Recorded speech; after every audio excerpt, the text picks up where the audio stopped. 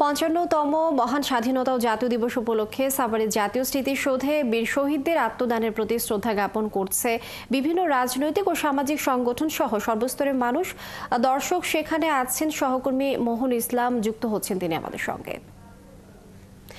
মোহন, জাতীয় স্মৃতিসৌধে ফুল দিয়ে বীর শহীদের প্রতি শ্রদ্ধা জানাচ্ছেন অনেক মানুষ, ভিড় কেমন দেখছেন এবং কি অবস্থা সেখানকার, সর্বশেষ পরিস্থিতি জানাবেন। লিনি, আপনি জানেন আজ মহান স্বাধীনতা দিবস। এই দিবস উপলক্ষে কিন্তু রাষ্ট্রপতি এবং প্রধান উপদেষ্টা শ্রদ্ধা জানানোর পর থেকে যখন সাধারণ মানুষের জন্য খুলে দেওয়া হয়েছে, তারপরে কিন্তু আমরা দেখেছি সাধারণ মানুষ এবং বিভিন্ন রাজনৈতিক সামাজিক সংগঠনের নেতারা এবং আমজনতা অর্থাৎ সাধারণ মানুষরা কিন্তু এখানে এসে শ্রদ্ধা জানাচ্ছেন।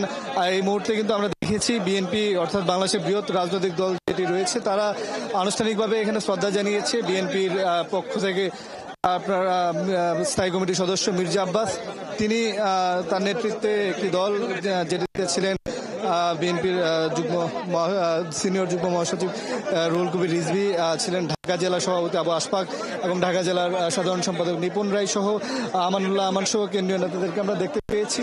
তারা এখানে শ্রদ্ধা নিবেদনের পরপরই কিন্তু এসে আমাদের সাথে কথা বলবেন। আমরা যতদূর জানি আমাদেরকে স্বাধীনতা দিবস নিয়ে ব্রিফ করার কথা।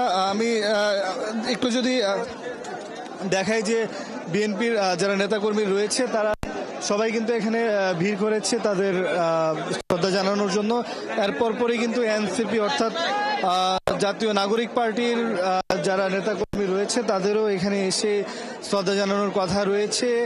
পাশাপাশি বিভিন্ন রাজনৈতিক দলের নেতাদেরকে দেখেছি, এর মধ্যে জিএসডি ছিল। এবং যেহেতু বিএনপির নেতারা কথা বলবেন, এক ধরনের প্রস্তুতি নেওয়া হচ্ছে। আমরা হয়তো তারা কথা বলার পরপরই আমরা আপনাদেরকে তাদের কথাগুলো শোনাতে পারবো। বিএনপির সিনিয়র যুগ্ম মহাসচিব রুহুল কবির রিজভীকে আমরা দেখতে পাচ্ছি যে তিনি এসেছেন, তিনি কথা বলবেন।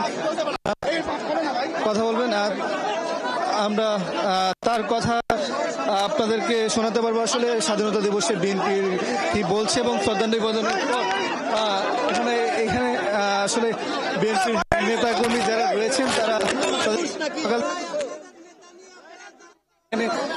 জমায়েত হতে তারপর পরে কিন্তু আমরা দেখেছি যে তারা সবাই যখন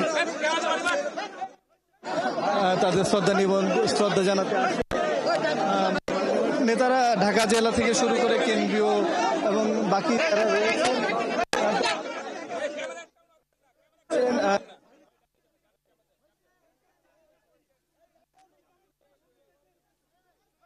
আমানুল্লাহ আমান সহ যারা কেন্দ্রীয় নেতারা রয়েছে তারা কিন্তু আছেন।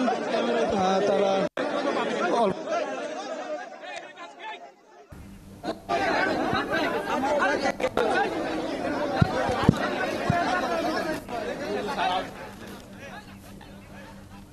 মোহন ইসলাম, অসংখ্য ধন্যবাদ। আমরা দেখছিলাম আসলে ইতিমধ্যে অনেক মানুষের ঢল, নিশ্চয়ই আরও আয়োজন আছে। আমরা আপনার মাধ্যমে আরও জানবো।